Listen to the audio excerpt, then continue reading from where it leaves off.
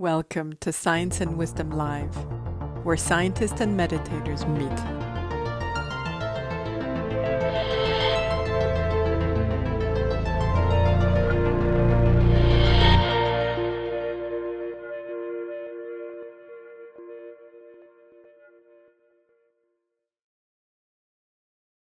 Thank you.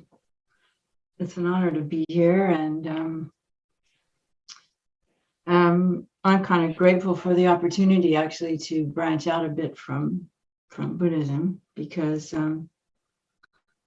Buddhism is really just a part of a whole picture, which is that we all know that right now our whole world is experiencing a healing crisis, and it's been coming for a long time. And centuries. And I think that,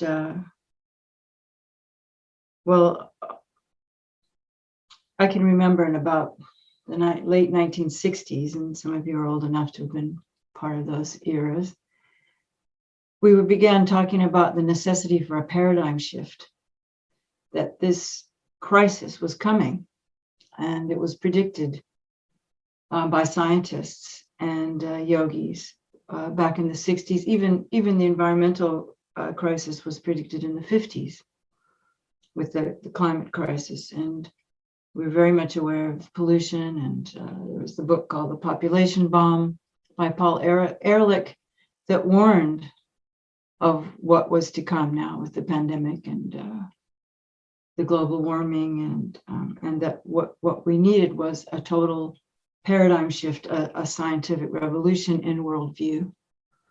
And there's been a few people who have been talking about this, but unfortunately, it never made it into mainstream culture, and it's still sort of,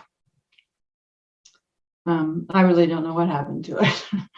But there are people who are working on it, and I think one of the things that encourages me, and it may be too late, I don't know how late it will be, but just because the mainstream culture hasn't quite caught on there, and like I said, I'm not sure if there will be time before we hit another dark ages, or I don't know what's going to happen, but there is a lot of hope, because it may not be in the media so much. Although yesterday I did hear that the Keystone Pipeline is finally stopped. So that's really great.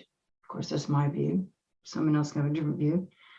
And it's not that we don't want the oil workers to have jobs. We just need to create other jobs for people. But we definitely need this paradigm shift. So one time I heard one of my heroes from my childhood is a folk singer named Pete Seeger.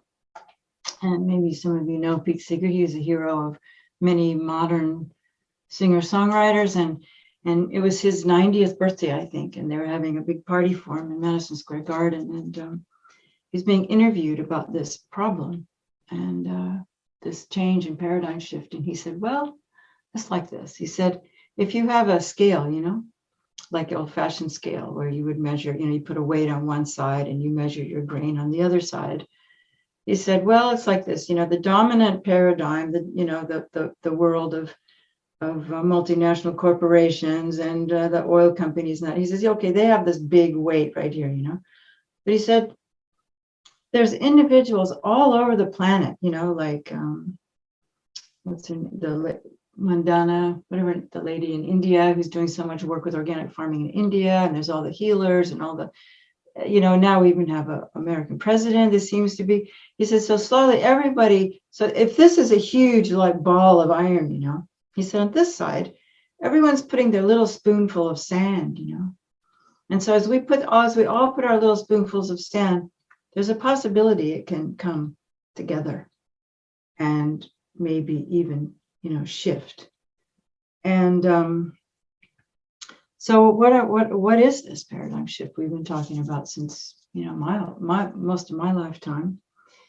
And I think it's called a holistic view, and of the whole person and the whole planet, and that we're all interconnected. And this is why Buddhism can fit in, because it teaches interdependence, and it teaches interdependence within ourselves and how we relate to others. But also, the science also teaches interdependence. And I've had two really important teachers in my life, and one of them was my ecology teacher, my science teacher, because he taught what he called ecosystemology, which meant that the ecosystem, that the world that we live in, that the problem with science is that scientists see themselves outside of it. They don't understand that we are all interacting, that our human body, our inner world, it's all levels of the ecosystem. So we have this, outer world that we can see all around us. But within that, there's the ecosystem of our own mind and body. And that when you apply the idea of systems approach, which is that everything's interconnected and you can't really separate. I mean, if we were to look at a forest, you can see the tree, you can see the sky, you can see the roots, you can see the water, you can see the flowers, you can see the deer, and you can see them all as separate things. But a modern scientist, an ecologist, sees them all as interacting, and they do. They interact with chemistry, they interact with cycles, and it's all one thing. And so as a young person, I thought, well, why don't we apply that to me? The same philosophy should apply to my own body. So it's not like, I have a circulatory system, and I have a respiratory system, and I have an immune system, and I have these different, it's all one thing. And that includes my mind, it includes my moods, it includes everything about me. And that not only that, but this person here is also interacting with that ecosystem, was interacting with everybody else, and we all influence each other. And this is what's missing in our paradigm today. And I could see as a teenager that it was two major philosophical flaws that I felt were the root of this. And that is, first, it was the kind of theistic religions, the Judeo-Christian world, where man is the dominant force and can do anything they want with the world, and because God said so. And it wasn't just man; it was white man could do anything, and they could call a black man an animal and do whatever they wanted to, And that was a really bad mistake. And the second one then was later on, about the same. Well, that had been going on for centuries, but then at about 400 years ago, Descartes comes along and says the material world is all that matters. And so then science moves into this realm where everything about science is about the material world, and that separates science from spirit. And so if you're looking at a human body, there's no way you can separate the physical body from the spirit, It just doesn't, or the mind. And it's interesting now because scientists are looking for the mind. And I remember about, 15, 20 years ago, I remember seeing this Scientific American about some guy, I think his name was Feinstein, was doing research into looking for the mind, and he decided he couldn't find it. I thought that was so great, because that's what Buddha said, if you look for the mind, it's there, of course, because we're thinking, but ultimately it's not in the brain, And I like one of the Tibetan lamas talks about mind. He says, wherever there is blood, there's mind. And of course, all the yogis know, wherever there's prana, there's mind. And not only that this prana, this mind, isn't just confined to our bodies. And science is proving now that that our thoughts, and we can see from Zoom. I think that's one of the great things about Zoom, is that Zoom's taught us that we do connect, I usually start these Zoom things with, let's all imagine we're in the same room together. So maybe we should think that. Let's all imagine we're in the same room together. Because then it helps our minds to create that interactive space that's happening, and it has nothing to do with space. You know, what is that that teaching about in physics, in quantum physics, about the movement of a butterfly, you know, can affect a wave on the other side of the world, you know. And that's how fast that our minds connect. And just because science hasn't found an instrument to measure that doesn't mean it doesn't exist. And this is the problem with the Descartes way of looking at the world that has created this schism that makes spiritual people not be interested in science, and science not interested in spirit. Because, you know, if we have science without spirit, we have science without ethics. If we have science without understanding that everything's connected to everything else, then this is why we end up with all this technology that they think is going to be good, and it ends up causing harm. And so my teacher, Arnold Schultz, he was this ecosystemologist, he was busily trying to teach engineers to think about whole systems so that they would begin to think about, okay, if you're going to create this, what's it going to do to everything else in the world? So if you're taking the oil out of the planet, you know, what's it going to do? What's going to happen when those go into the atmosphere? Did anybody think about that? But if we thought in terms of whole systems, that everything's connected to everything else, they might have thought about that. And he spent his life teaching that. And then I got interested in bringing it into personal life, because I felt that what the problem was isn't a problem of technology. It's a problem of spirit. It's a problem of soul. It's a problem of, I guess that's why I got interested in Buddhism. And I've thought about it, and I don't, when the people in Dharma say, I think everybody wants happiness and don't want suffering, I think it's more that we need nourishment. You know, we need to be nourished. We need to feel that our whole body and our whole mind is nourished by, and everybody's different. Everybody needs to find out what nourishes them. And so in order to, you know, make this community we have here together, our virtual community for the day, to be even more powerful, because we are all interconnected, I'd like to just sit for just 30 seconds and just let ourselves feel that connection, imaginary connection, but it actually, there is a connection with every being on this planet.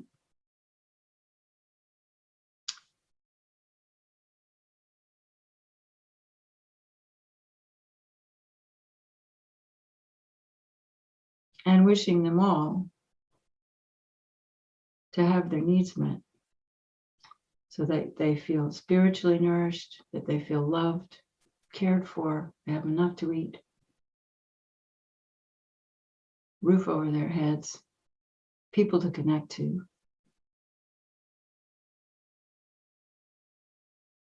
And the causes and conditions to have positive reactions in the world, to feel positive about themselves and positive about others, and to feel empowered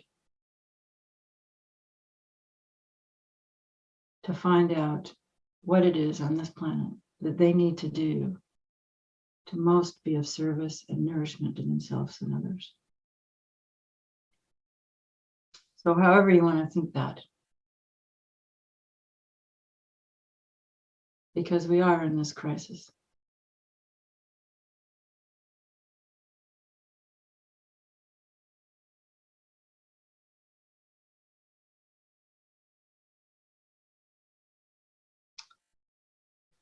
So that's kind of my introduction to what we're going to do. Oh, and I forgot to bring my clock in. I'll take off my watch. So how do we go about, you know, nourishing our body and its soul and our mind? How do we go about doing that? Well, I think part of the problem is that, not the problem, it's not really a problem, but the situation we have at hand is that we've been taught by our economic system and by these things I've been saying in the past, is that happiness is found outside of ourselves. And of course, the whole way, the advertising world and everything, it's all about, oh, if you're not happy, well, why don't you go shopping? If you're not happy, maybe call your friend up on the phone. If you're not happy, look at the internet. If you're not happy, how do you make yourself happy? And of course, that does bring temporary happiness, but it doesn't really heal. Doesn't really heal us, And there are lots of people who have chronic illnesses, but they are well because they've learned how to nourish themselves and how to work with their mind and body and spirit. Because I think what it was important for me, because I realized at an early age that what I needed was a peaceful mind and a healthy body in order to do anything, really. Because and what I learned, because I started before I was meditating, I was doing yoga and things like that, and I could see that by working with my body, my mind naturally became peaceful. And so I think that in these times when our minds are so active, that I think probably everybody listening to this already knows that one way to create a peaceful mind is to work with these winds. And so I think all of the ancient traditions of healing from all over the world, including pre-Christianity in Europe, the Druids, and all knew about these subtle winds. And still in Chinese medicine and Ayurvedic medicine and South American native medicine, that's what heals the body. And so what I'm going to do is we're going to do a few exercises. I'm actually going to lead up to one exercise I want to share with you, because I don't have the capacity to do Qigong I know a lot of different exercises. And when I lead meditation retreats, those of you who've been with me, we always make that part of it, because I see things as all interconnected. It's like, okay, if you want to heal your body, work with your mind as your body. And if you want to heal your body, work with your mind, and vice versa. And so you can't separate it. And of course, probably the most important factor of nourishing ourselves is love. Love is the most important feeling to cultivate. And I think that it is really interesting that one time His Holiness the Dalai Lama said, there are a few things we can feel with our whole bodies. One of them is our breath. We feel our breath in our whole body, but we can also feel love with our whole body. And that's how it nourishes us. But yeah, so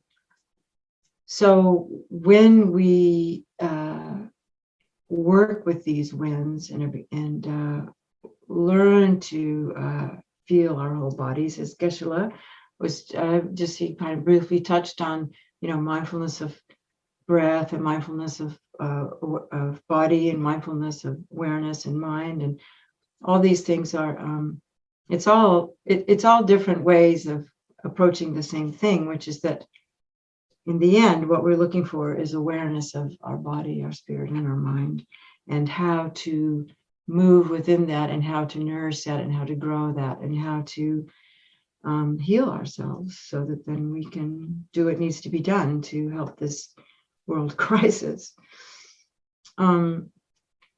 But what I wanted to share with you is I was just reading a book of mine from a friend, Nisha Manek, who is she's a rheumatologist. She's from Kenya. She's a very interesting lady, and she was involved with the Relic Tour, the Maitreya Relic Tour. Some of you are familiar with. But anyway, she's written a book called Bridging the Spirit, bridging science and spirit, or something like that. And because she got involved with the work of William Tiller, and the reason I'm interested in William Tiller is because he's actually a physicist at Stanford, physicist, who's doing now the work to prove that spirit is a physical, scientifically proven component of our ecosystem, of our world, that it's not just something from religion, that prayer and intention actually moves molecules, which means that's how these meditations and things can heal us. So I just want to share with you one of his first experiments. And he's actually doing this physically with molecules. And I just found this fascinating. He took 2 pieces of glass, and then on the inside of the glass, he put a layer, an atom, just an atom's layer of gold. And between that was 2 millimeters of xenon and carbon dioxide. And then I don't exactly know how it works, but then there was some measurement that came out the other side. And those of you who do Reiki, you really appreciate this. So he put his hands in front of this device and he set a very strong intention with his mind. He didn't necessarily visualize anything. He just set a powerfully positive intention. And he put his hands in front of these things. And what happened was, I don't know if any of you studied chemistry, but there's an atom and there's electrons that go around it, and and they get energized, right? And that's what we're completely, that's what we are. We're electromagnetic beings, you know. I think he's got this new thing, it's called I can't remember now, psychoelectronics, something like that. I'm sorry, I can't remember. But anyway, he, after just a few minutes of having his hands and just meditating with an intention, which is why what Geshe-Namda was talking about, why we need to have concentration, because when we can have a strong intention, it moves the molecules fast. It has the most effect. So it's kind of proving why meditation works, because a concentrated, undistracted intention would make these molecules go from like vibrating at like 2, whatever you measured it to 50,000 times vibrating more and more and more. So he's proving that spirit is physical. And I think that's really important for medicine. Because right now, medicine is still based in chemistry, and chemistry is a very gross form of healing. And it's beginning to show, I mean, more and more people are doing what they call it, not alternative healing, but, you know, anyway, I'll just say alternative healing, complementary medicine, that's what they call it. So it's, and I know Americans spend tons of money on that right now, whether it's vitamins or acupuncture or Ayurveda or Reiki, or because it works. And because of the stress levels of our society today, we are getting more and more diseases that are caused by stress. And also, it's not just stress, but it's also the level of food that we eat. And I also think it has to do with how we think about ourselves.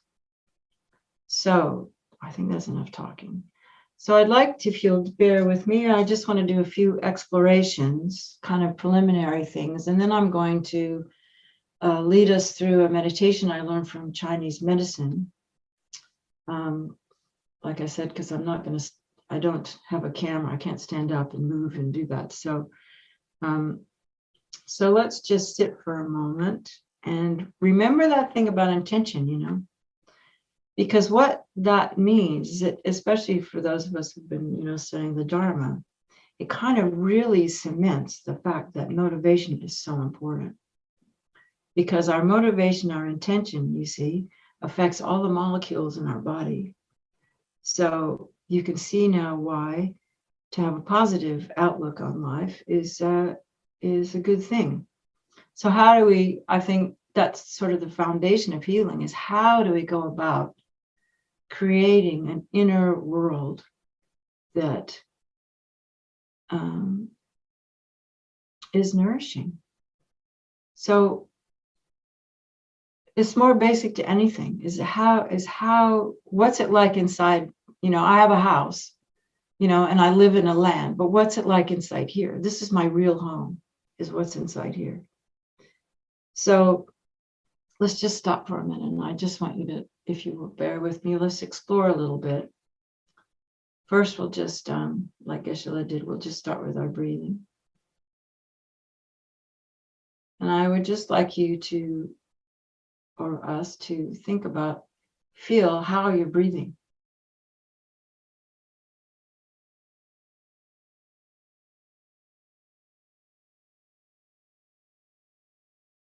Are we breathing in our belly? Do we breathe in our chest? Just notice how we breathe.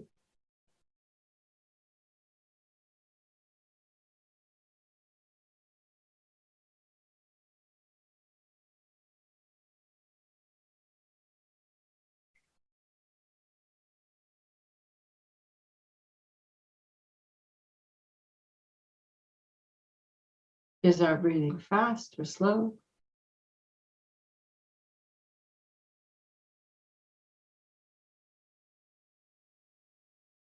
And just notice your inhale.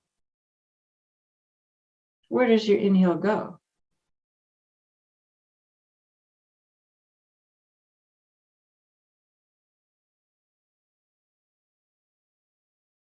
How does it feel to inhale? Does your chest feel constricted?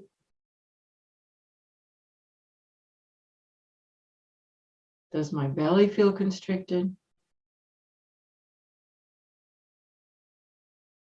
Is there pain somewhere in my body?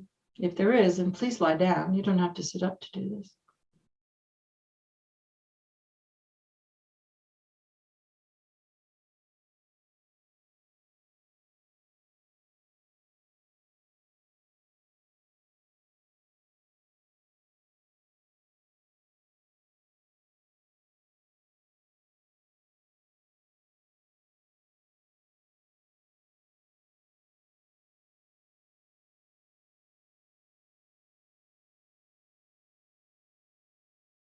And then let's pay attention to our exhale.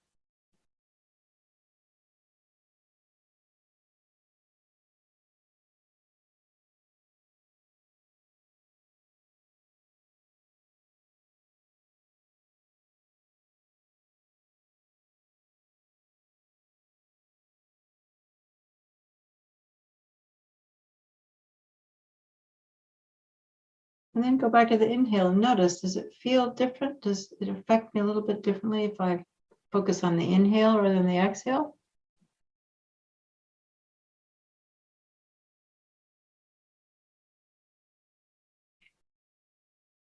In other words, you pay attention with the inhale and then just let go with the exhale.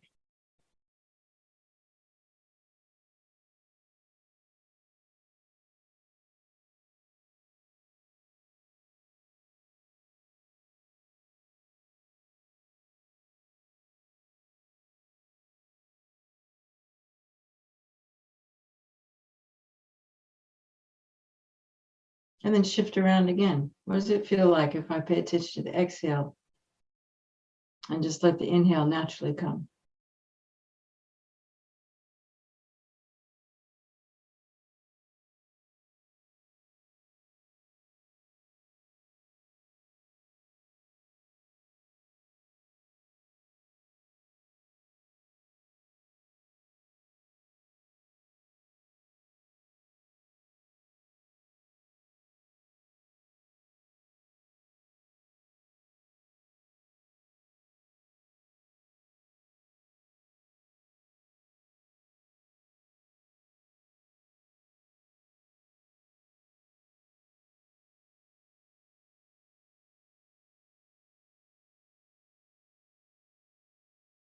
What happens if we slow down our breathing a little bit? Paying attention to both the inhale and the exhale.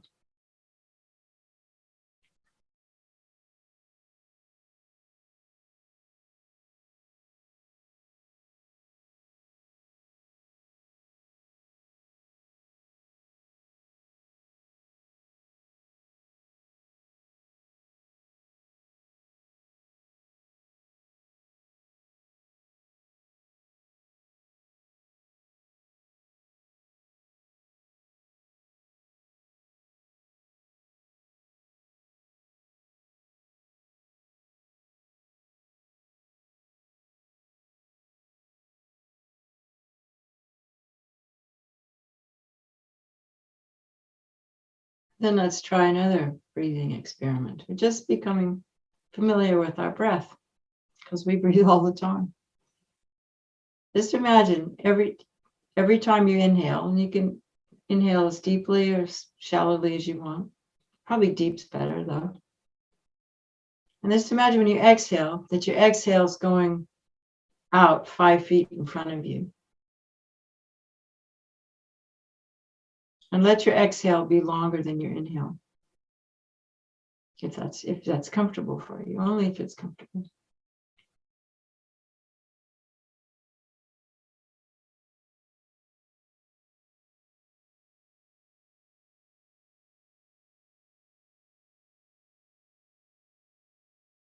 And while we do this, we're paying attention to how we feel.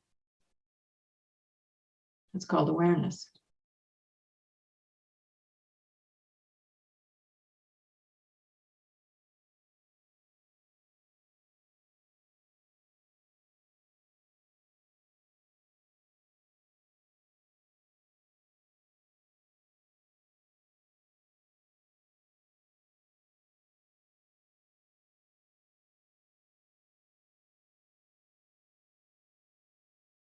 Now let's exhale out twice as far, 10 feet out in front.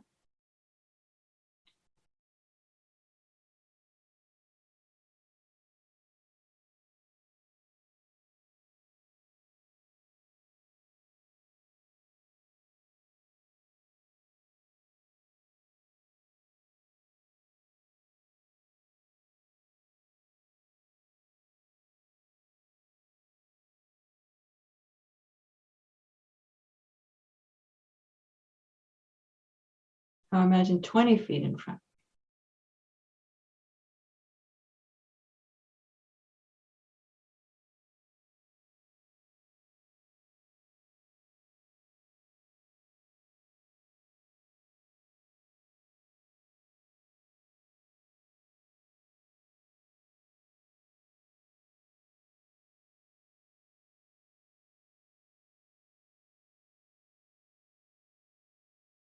Now imagine 40 feet.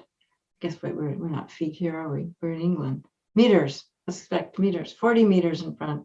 Anyway, just a distance. Doesn't matter what you call it.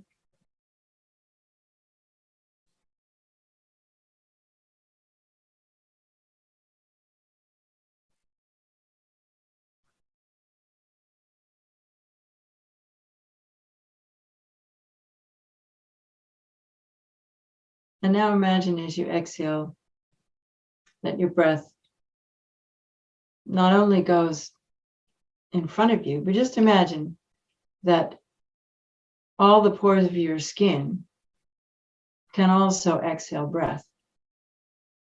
So just imagine that your breath is going out in 360 degrees around you as you exhale.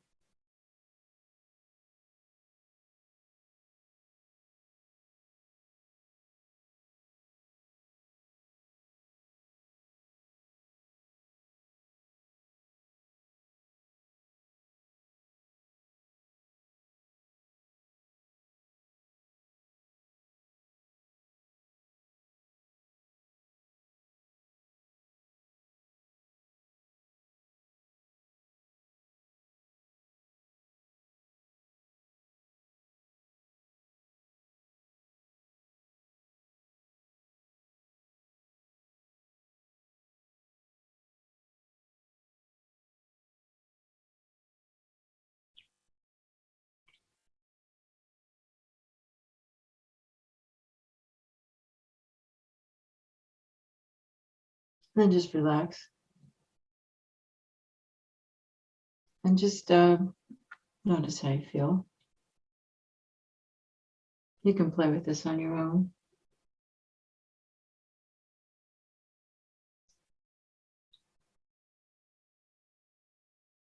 And now we're going to do a little bit more with the breathing. I hope this is okay for you. I just would like us to experiment with our bodies now. So if prana, because see, the mind is connected through the body, through the breath, really, through this subtle energy that's connected to the breath. So by working with the breath, that's how we can send these intentions to heal our bodies. So imagine then, if you're going back, we're feeling how we're breathing. First of all, make sure your clothes are loose. If you have pants on, undo the top button so your belly can completely relax. Or if you're lying on the floor, that's even better. Just put your knees up and breathe into your belly. And just notice if that's your habit or not. There's no right or wrong. We're just being curious here.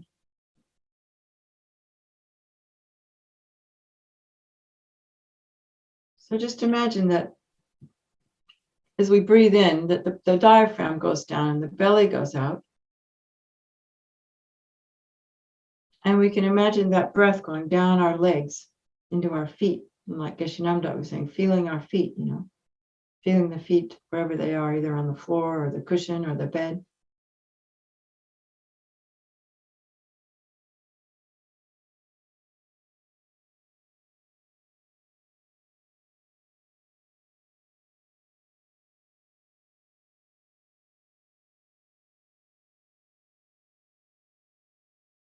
Just imagine it. And coming back to the breathing, we breathe in our belly. See if you can breathe. If we can breathe not only in the belly, but up in the upper rib cage as well, expanding the whole body like you're becoming a big football player. Like you're growing in size from the inside out. It doesn't matter where the breath goes now. We're not concentrating inhale or exhaling. We're just breathing into the inside, becoming aware of the inside of our body.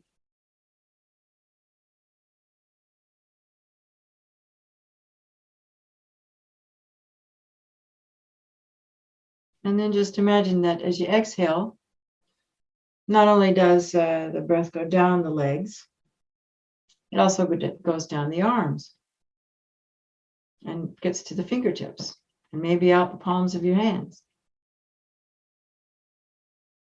Like William Tiller's intentions.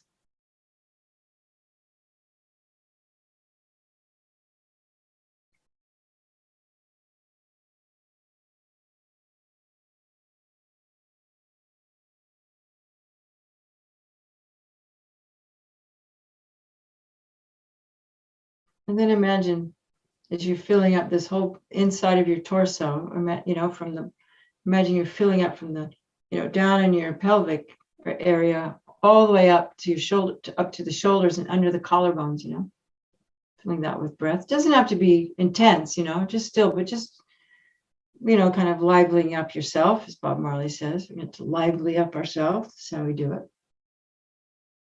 And then you imagine also as you're exhaling, it goes up into your head, almost feeling like your breath's coming out your eyes and your ears, as well as your nose and the crown of your head.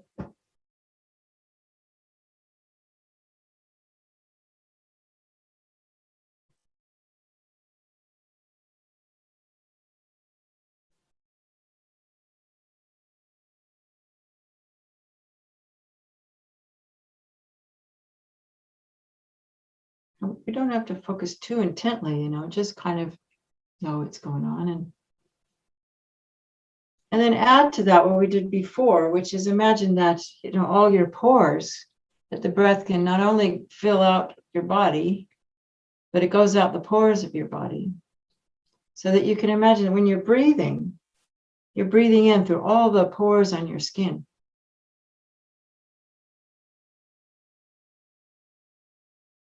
And this energizes all those electrons that are in your cells, in your brain and everywhere.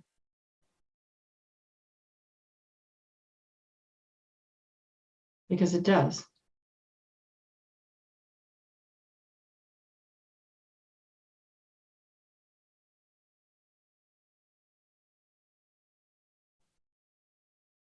So if you want to now, just close your eyes and just see if we can feel what it's like to be inside our whole body.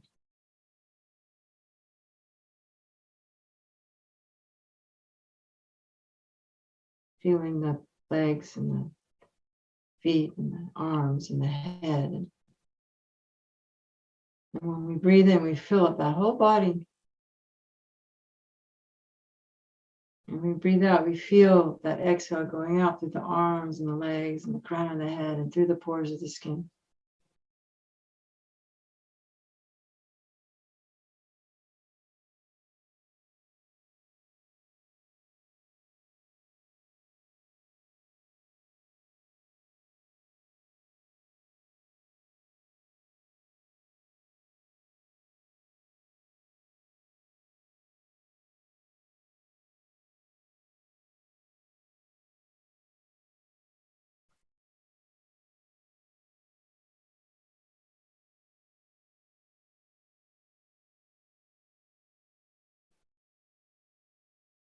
When you do this for a while, it actually makes you feel good.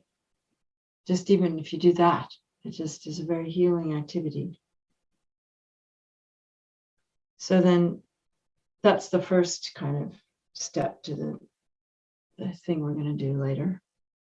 But the next thing I want you to do is if you don't mind, let's just think about awareness. Let's just think about what is it that's paying attention, when I'm paying attention to breathing in.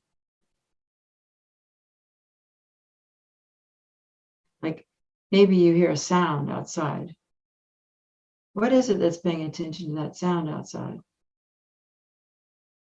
Or when you put the tea kettle on, you hear it whistle.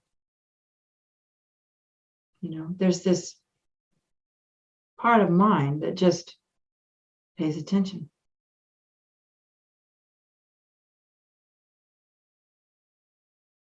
And when we breathe in our whole body, like we were just doing,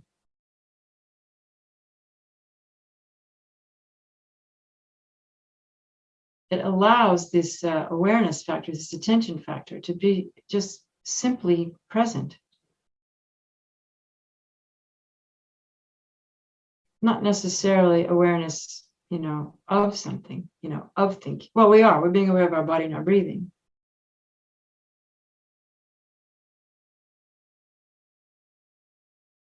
But this is the other part of ourselves that is interesting to cultivate, because most of the time we just are doing, we just are thinking, we just are moving, but we're not necessarily being aware of that. So let's go back to breathing in the body. Remember the whole body, filling the whole body with breath. Exhaling down the arms, down the legs, out into outer space.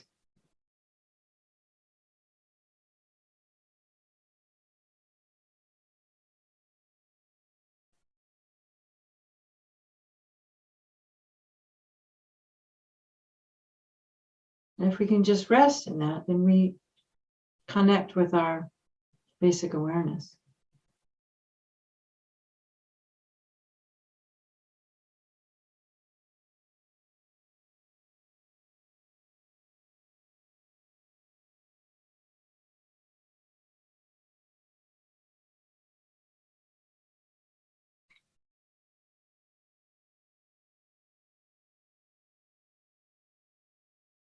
And it's very interesting, while we're breathing with this whole body, sometimes we can just be aware of awareness itself. And it produces a very relaxed state.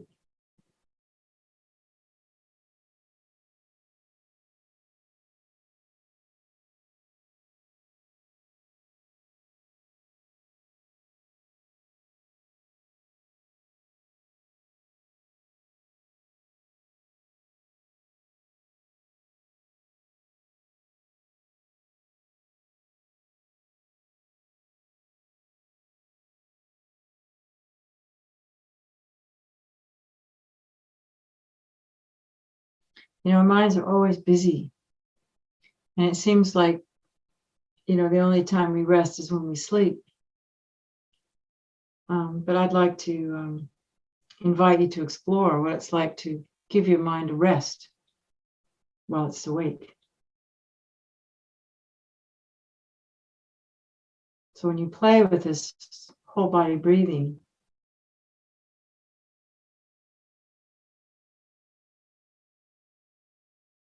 sometimes the mind will just rest. It's such a relief. That in itself is really healing.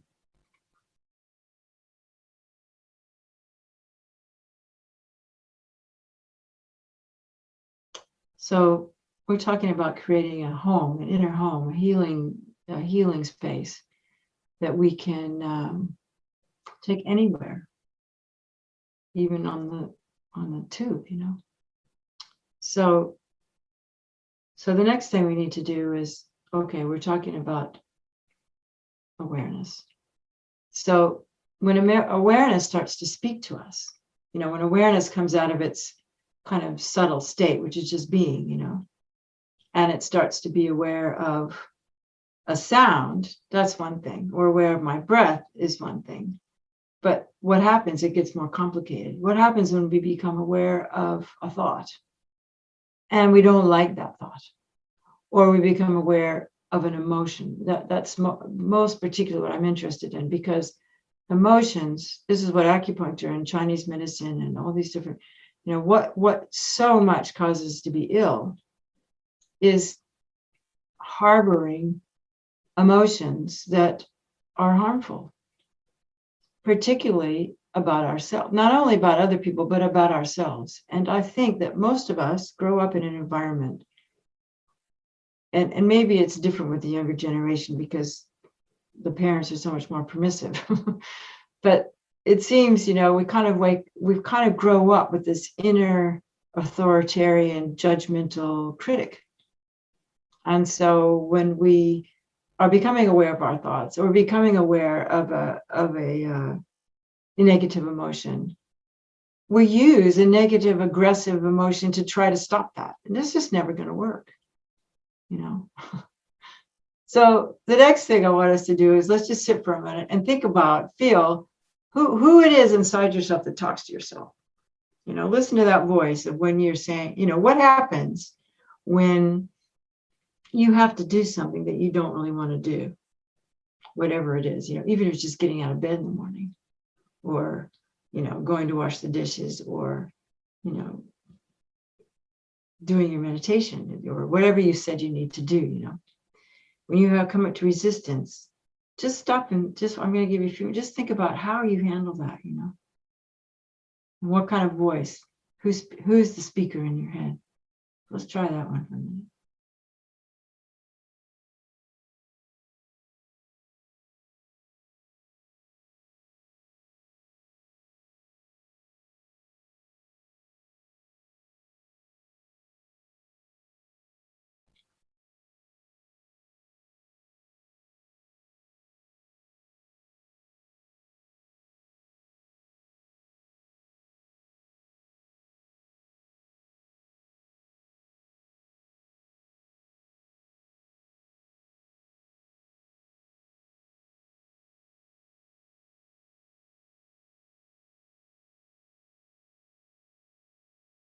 Maybe it helps to think about something you don't want to do. If nothing's coming, think about, where you have to go after this, or some little job that you don't want to do, or something comes up that you don't like about yourself. How do you handle it?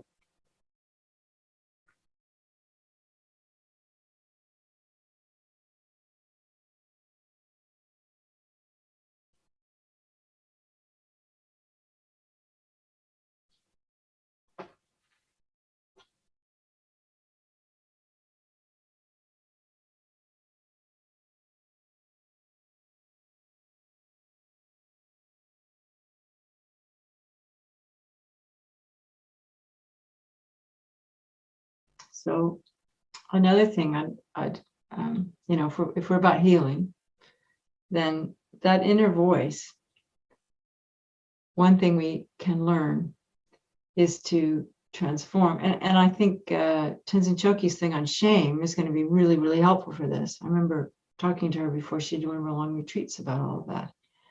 Because that's what I learned in my retreats, was that if I was coming from a place of shame or self-criticism or not loving myself, there's no way I could change. Because it's like, putting never watering a plant. It can't grow. We need love, And so I really encourage you. I've never done that workshop, but I'm sure it'll be great. Because one of the big steps in healing ourselves is learning to love. How can we love anybody else if we don't love ourselves, So one exercise that's really helped me with that is something from Thich Nhat Hanh. Some of you know Thich Nhat Hanh. He's a great Mahayana teacher. And if you go back to what we were doing, just breathing, and what he does, he says, he does lots of different things. This is just one of them, but he says, as you inhaling and exhaling, he says, when I inhale, I feel love. And when I exhale, I relax.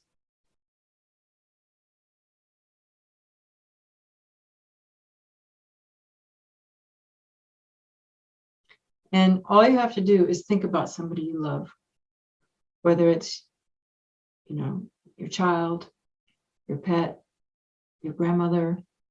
Just think about somebody that you love and allow yourself to just feel what it feels like to feel love. It doesn't have to, and after a while, the beauty about these meditations and why they're such crucial first steps in healing is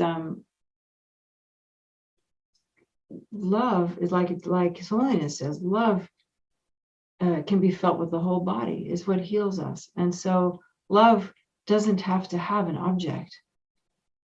Once you think about the object, the grandmother or, your partner, once you learn you can just cultivate the sense of love, And so then love becomes available to you anytime you stop to rest and breathe. You just, like you just breathe in love. I love it, you just breathe in love. And allow that to allow you to relax.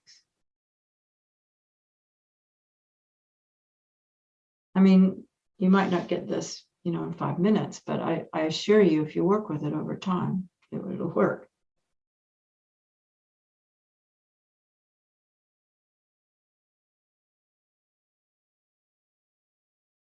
So the first step in healing ourselves is not only becoming aware of our breathing and how we breathe, because that regulates all of our bodily systems. So if we can learn to relax our breathing, and if we can learn to incorporate love into our breathing, I don't care what's wrong with you, whether you have depressed, you have anxiety, you're locked, the COVID pandemic, you have ME, you have chronic fatigue, you have arthritis. These two things will really help. Just if you want to just be good, like I said, lively up yourself. I keep hearing that song. You got to lively up yourself.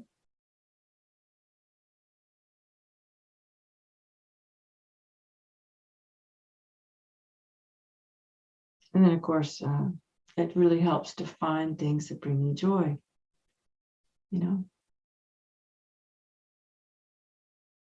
like music, for one, that's what brings me joy. There's nothing wrong with putting on some music and dancing around the room all by yourself. Anyway, I'm getting off the point now. So, this is like our basic nourishment of how we can even in the pandemic, when we're alone in our room, because so much of what's been going on with this pandemic is people are so lonely. People are so deprived of the vitamin P, people. And what William Tiller and these new scientists are proving is, we actually are connected to people if we allow ourselves to sink into this relaxation where we feel this love and connectedness, and that can heal our loneliness. And as someone who spent years by myself in isolation, years. I remember my friend Fabrizio asking me, actually at Atlanta Medicine Buddha, when I ran into him, he said, well, didn't you miss your friends when you were in retreat? And I said, I actually felt more connected to the people I love when I was alone than now, because I felt them, by doing simple things like this, just breathing and feeling that love and feeling that connection. He said, now I have to call them up on the telephone because I can't feel it anymore, because I'm in my busy world again, So the key to isolation, if we are isolated, and who knows how long this is going to last, and hopefully it's over, but a lot of us feel isolated anyway, because maybe we don't relate to any of the people around us, but we can heal ourselves with these simple things like this.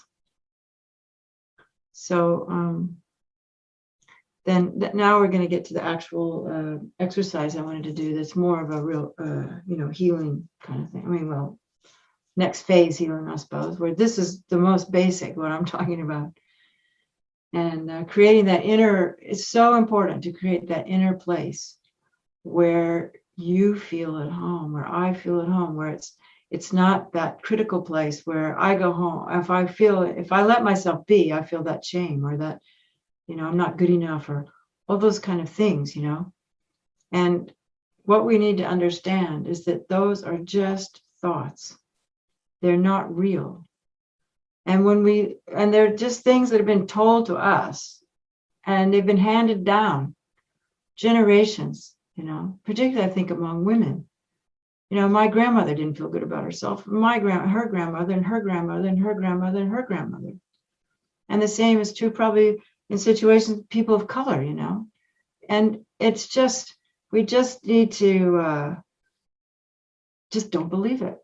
And do these things, there's so many ways we can empower ourselves. But these ones I've just been saying are very simple now. So anyway, let's go on. I don't want to get too much into all that. So, but just remember that thoughts are thoughts. And if a thought's coming, it's like Geshe-la was saying, if it's too strong, you have to get up and go for a walk. But if you're just having a thought and you go back to the breathing and you do this thing where you feel your breath all over your body, connect to the space, to everybody in the universe, and let yourself feel love, it'll heal that situation. And the thing about this stuff is it's just that sense of not being good enough or that sense of self-loathing. It's just a habit, and all you have to do is change that habit with something like this. And so just remember that you can, when you begin to cultivate awareness, you begin to feel more like the awareness and the breath is who I am, not my thoughts. My thoughts are not me, And so we can liberate ourselves from being trapped by thoughts. So, and another thing that will help us to settle down and open up to feel this love for ourselves is what we're going to do next. So this is actually something I learned from Chinese medicine. Actually, I learned this when I was at Milarepa Center a few years ago from, I can't remember his name now. He's a really nice guy. I was studying medical Qigong. And so this is more specific healing body and mind, the connection between the body and mind. And this is also, I'm inviting you to participate as an experiment. So let's just explore this one. So this is going to take about 20 minutes, I think. So get comfortable. Like I said, you can lie down if you prefer. And but I do ask you to go back into this more open breathing, and especially thinking that feeling the expanse of the breath through the body. And if that's not happening for you, don't worry about it. Just do it anyway. And what we're going to do is we're going to visualize color and a feeling and an organ. I like, liver, lungs, these things, because in Chinese medicine, our feelings and our emotions are related to our organs. And so you can see this, like if people say you've gone out and had too much to drink the night before and you have a hangover, I mean, some people call it, you have a shitty liver, and so you're irritable because when the liver is not happy, it makes you angry, And so what I'm going to do is we're going to go through the five, I think they're the yang organs in Chinese medicine. I shouldn't say because I can't remember which one, but the organs are paired. There's a yin and yang. And I think they're the yang organs. But anyway, and each one of them is related with a color and with a positive and a negative feeling. And we're going to work with that with the breath. And then this is hopefully to give you a taste of how the breath connects the body and the mind for healing purposes. So, and intention. Don't forget, intention is probably the most important thing, which is why having an inner sense that I love myself is the most important step in healing or becoming a good meditator or whatever you want to do, So for concentration, I mean, how can you concentrate if you're going to sit down and if you don't like yourself? There's no way you're ever going to develop good concentration, because as soon as you have to start sitting with yourself, you just want to run away and get distracted because it doesn't feel good to be at home inside your body. And that's one of the reasons why our whole world is so full of distractions, is because we don't know how to create home here, peace here. So anyway, let's do it. I don't want to lecture too much. I'm sorry about that. Okay, so here we go. So we have to go back inside with our breathing. You can it's probably better if you close your eyes for this. So the first organ we're going to feel, maybe you need to look at me if you don't know where they are, but it's the liver. The liver's on the right side. It's the biggest organ in the body, and it goes over to the left side. And it's what's responsible for detoxifying our bodies, our bloods, and our fluids and everything in our body. And because there's so many more toxins in the world, it's kind of overworked a lot these days. So we start with the liver. So as we breathe in, the color we're going to choose is like a blue-green, like the sort of the background here where I'm sitting, blue-green color, teal color. And as we inhale, we imagine that these molecules here, because of our intention, that we're vibrating all the molecules in our liver with the concept of kindness. So as we breathe in, we remember what kindness, we think about kindness. And as we exhale, we let go of anger. And as much as you can, allow the breath to kind of open up your rib cage so that your liver actually has some room to breathe.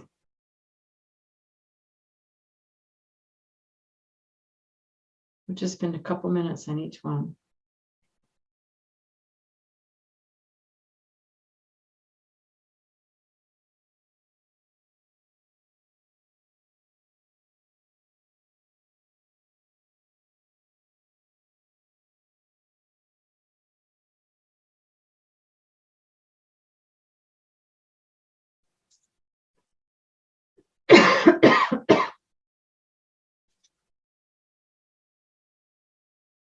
And while you're doing this, please relax your mouth and your jaw.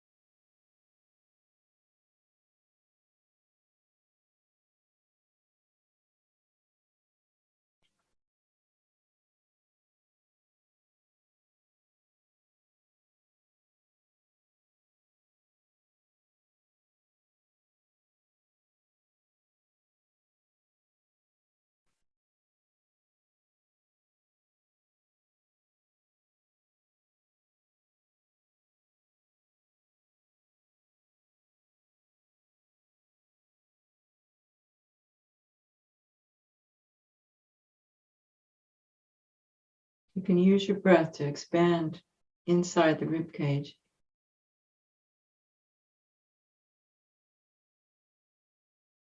And it actually begins to sort of lift the rib cage off the pelvis.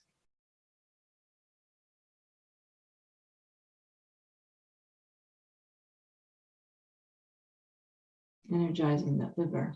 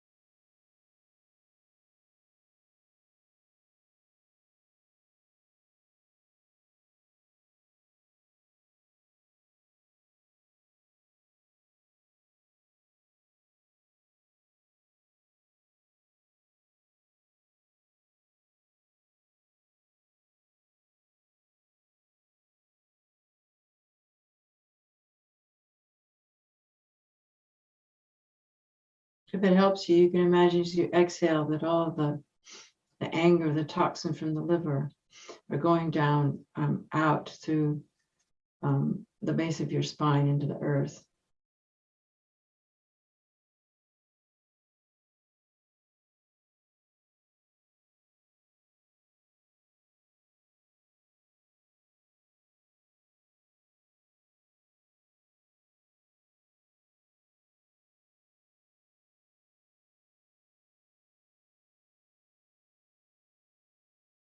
The next, we're going to focus on the kidneys.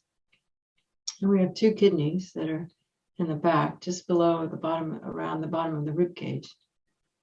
So then again, this helps us to breathe more properly. So put your hands on the back, on the bottom of your rib cage, and see if you can breathe so that it expands and touches your hands.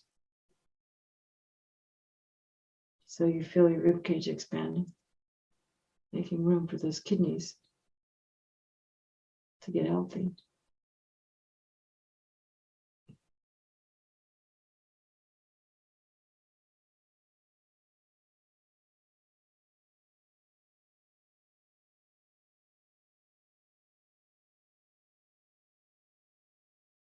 And so then this time the color is dark blue.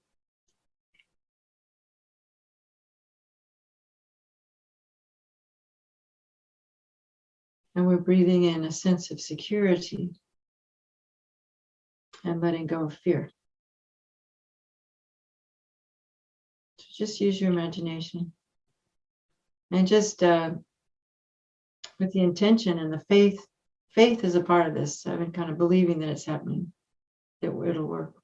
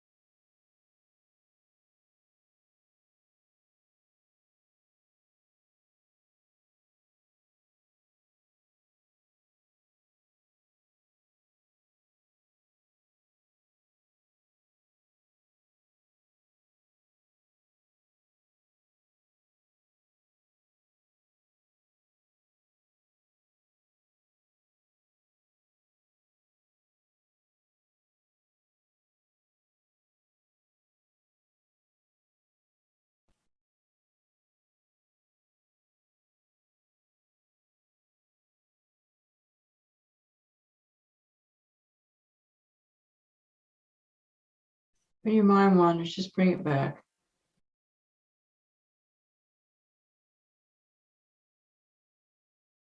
There's no, yeah.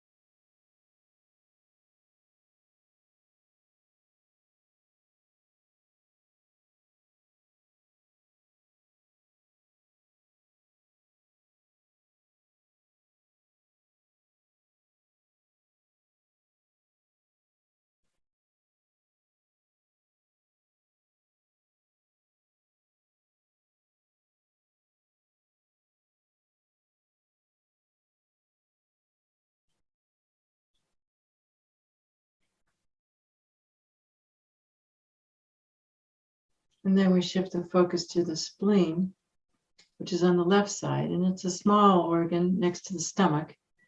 And it's also to do with our digestion and purification and detoxing. And this time the color is sort of orange pink, like the color of salmon or coral color. And what we're exhaling is worries. And what we're breathing in is kind of openness, the idea that we're open to the future rather than being worried about it.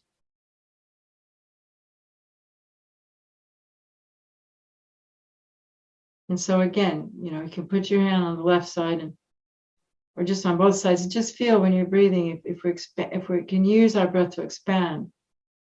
I think so. A lot of what our ill health, especially mine, it's just because we collapse all the time. We grew up sitting in desks and we're all like this, We don't breathe and make space for our organs to breathe, and do their work. Not that they breathe, but I think, to give them space.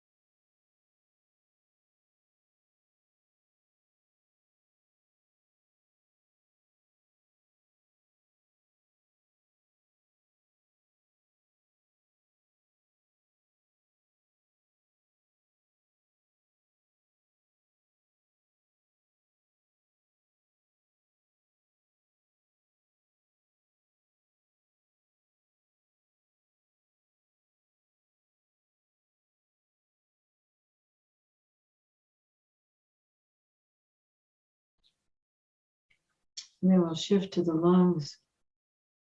Now we can really go to town with our breathing. And the color is silver, metallic. And as we exhale, we're letting go of grief. And as we breathe in dignity, kind of a sense of self-esteem.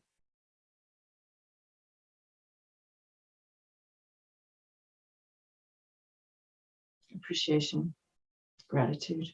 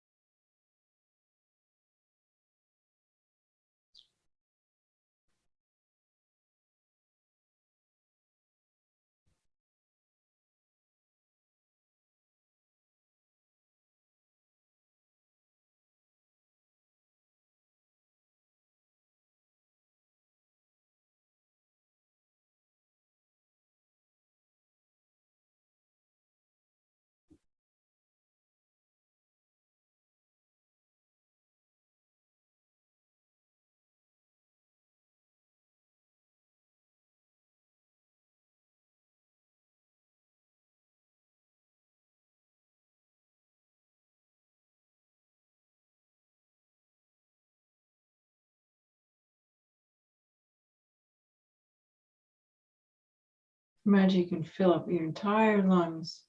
Most of the time we don't breathe in the upper and the lower part of our lungs. And just feel that any griefs are just kind of hanging around. Almost you can imagine them as, kind of maybe little dark things, little dark electrons that are hanging around the upper parts and the lower parts of your lungs that you don't usually breathe into. And you're just scrubbing them out with your breath. As you exhale, they're just dissolving into, or if you like, bringing them down into the earth, where they just dissolve, grounded, like grounding in some electricity.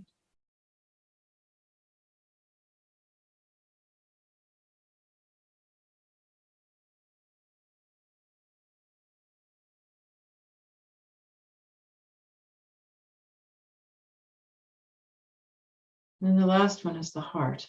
And this is the actual physical heart, not the heart chakra. And the color is bright pink, shocking pink. And of course, we breathe in love. And we let go of depression.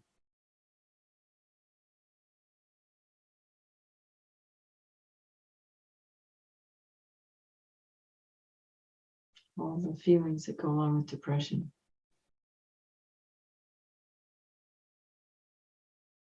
Cynicism and doubt and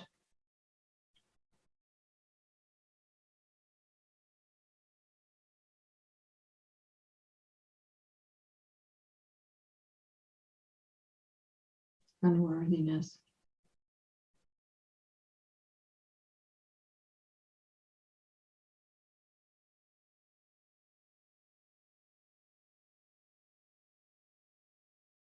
So kind of tune into your heartbeat.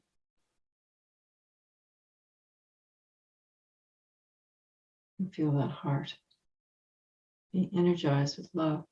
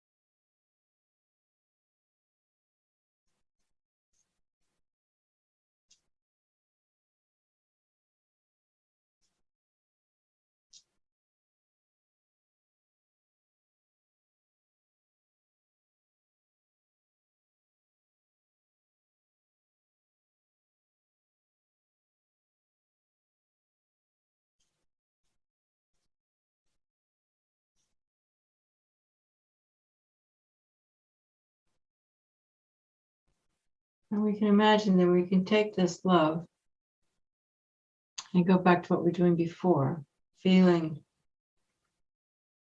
the whole body. Remember in the beginning, we were feeling our breath filling up the whole body. So feel the whole body filling up with this pink love. This is actual Chinese medicine. Oops.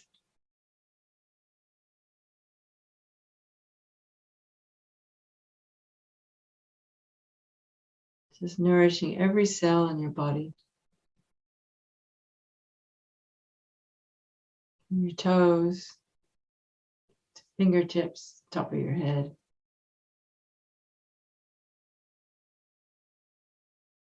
And then remembering that feeling of opening the pores and letting that go out and touch every being in this planet, in this universe. So as we breathe in, we breathe in the love, and as we breathe out, we share it. Touching every single person who's suffering from the pandemic, from wars, from hunger, from all the animals, people experiencing racial prejudice, all this ridiculous stuff like that. But then, I shouldn't call it ridiculous. I'm sorry. I mean, just from my side, I can't believe it's still happening. But it is just touching everyone, letting them feel loved exactly as they are. Feeding everybody, nourishing everybody in all ways.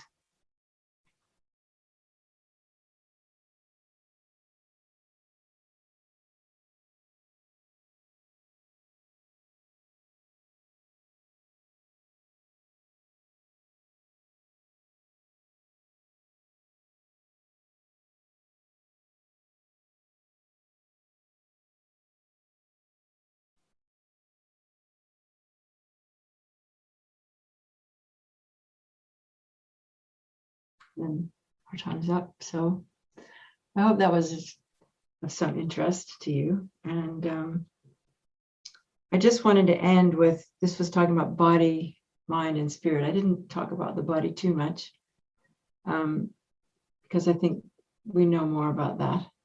But in any case, I just like to say that if we're about healing and nourishing ourselves, it's really important to rest. I think rest has been given kind of a bad name in this culture. It's when you study Chinese medicine, it's really, rest is one of the important factors of healing. If you imagine trying to heal yourself, healing takes energy. And so if you're doing something else, you're not healing, because your body's doing something else. So if you need to rest, you can do something like this. And the other thing is food. Food really is important. We are chemical beings, and sugar is not good for us, and lots of things. So it's really important to, if you're interested in healing, to study diet a bit and learn what foods nourish you, and experiment what you can spare. Everyone's different, and think about the use of caffeine. And if you need caffeine all the time, maybe you need to rest more. I think, I wanted to just, my other really great, most wonderful teacher was Lama Thubten Yeshe, and he used to always end with things like, he would say things like, take care of yourself, dear. Grow yourself, dear. Be good to yourself, And I think we need to tell ourselves that all the time. In fact, I have a picture of Lama here. Here's a picture of Lama Yeshe. You can see there's Lama Yeshe. Mary Conley took that picture. And without Lama Yeshe, there'd be no Jamyang. And I just want to read what he says here. It says, I just found this the other day. It says, many people in the world don't understand the totality of human reality, which is what we've been talking about. They don't want to accept spirituality, or when they do, they don't accept scientific reality. My thought is that there must be a middle way so that people can be educated both spiritually and scientifically. And so I hope that this has been a little bit of that. And I just wish you all the best, and being well, and sharing that with others. And that we dedicate that we can solve these problems and change this paradigm, and let kindness prevail.